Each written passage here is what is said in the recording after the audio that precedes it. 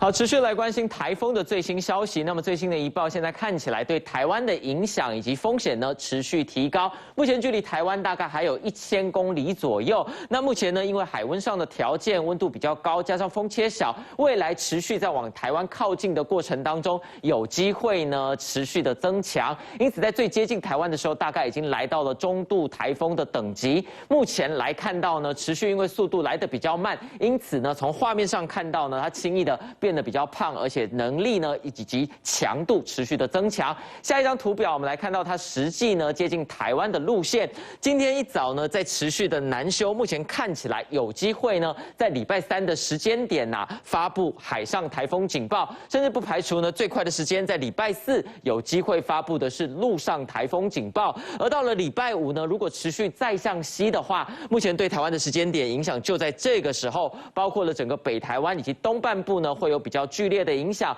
甚至从礼拜5开始全台有雨。那在最近接近礼拜5之后呢，接下来的路径如果是直接再往西偏，或者是稍微往南偏，那就会对南部的影响来得比较大。目前呢，暴风影响到台湾的几率来看到，事实上在昨天之前大概都维持在2成以下。那现在因为变数来得比较大，持续的变化，包括了像从东部的花莲以北、西半部呢苗栗以北，现在都已经受到暴风半径侵袭的几率已经来到了3成。目前的暴风半径大概维持在100公里左右。那么在接近台湾的话，有机会来到180公里。事实上呢，现在气象局的预估路径比较有机会就是从北部呢擦边过去。但接下来我们来看到下一张图表呢，主要现在是因为这个欧洲的模式比较担心如果呢在等到礼拜5的时候，等它非常接近在北台湾的话，理应该要往西边去。但这个时候呢，如果同一个位置